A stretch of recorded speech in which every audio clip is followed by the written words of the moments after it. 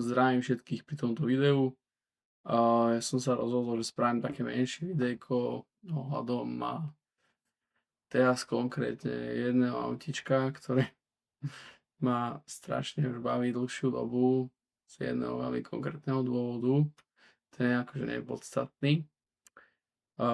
Ide o auto Kia Sportage, alebo ako ja rád hovorím, automobilový ekvivalent nemastného neslaného jedla, ktoré ťa síce neurazí, ale určite si ho neobjednáš dvakrát. Toto je čistá satíra, ak vlastníš Kia Sportage, tak dýchaj, je to len humor, aj keď možno trošku presný.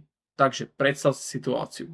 Stojím pred autosalónom a pozerám sa na typického kupujúceho Kia Sportage. Hej, že ten nákupný proces vyzerá si takto, že je to pekné, áno je, má to veľký kufor, áno má, tak veriem, proste vybavené. To je ako keď si kúpiš rožky, hej, že vieš čo dostaneš, nič ťa neprekvapí a pravdepodobne si to ani nebudeš pamätať. A teraz si predstav, že stretneš majiteľa Sportage. No prvé čo ti povie ten človek, je, že má plnú výbavu.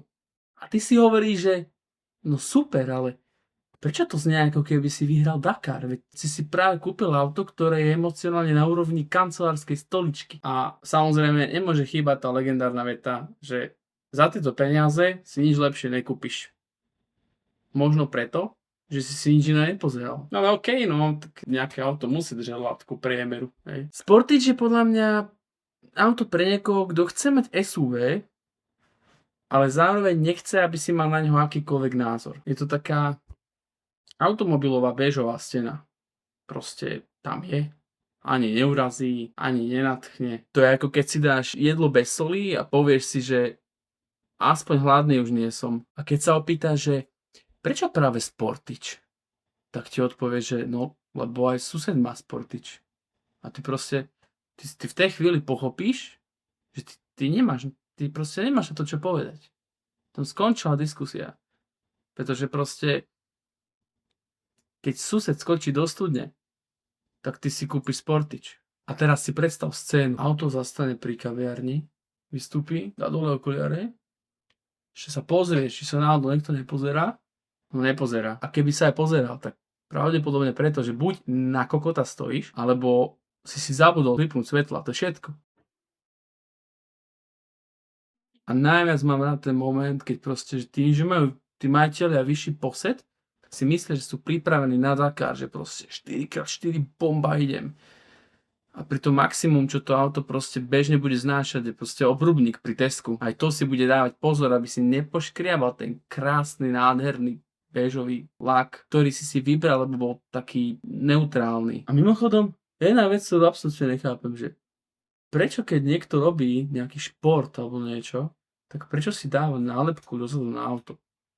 Proste ako keby každý musel vidieť nejakého panáčika na aute.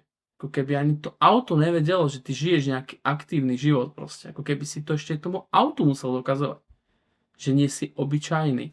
Že ty robíš aj niečo iné. Niečo, čo má zmysel. Niečo, čo má drive. Niečo, čo má hĺbku.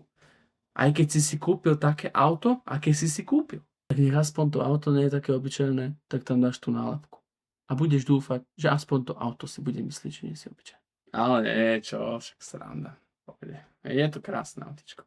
Ale najväčšia sranda začína na internete. Si predstav tú modelovú situáciu, že napíšeš do nejakej skupiny, že Sportage je priemerné auto. Do 5 minút máš minimálne 10 komentárov, 2 fotky proste spotreby a jedného týpka, čo ti napíše, že jeho bratranec má Sportage, čo má 400 000 km najazdených a nemá žiadnu poruchu. A ty si tak hovoríš, že akože fajn, ale stále je to ako jesť suchý toast, proste, že veľa to vydrží, ale nikto sa na to neteší.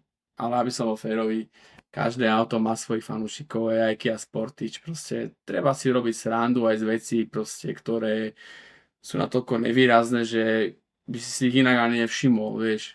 Schválne proste skúste teraz napočítavať si proste, pojete po ceste normálne a skúste si všímať všetky Kia Sportage, vy akože zistíte, že či ich nie je málo.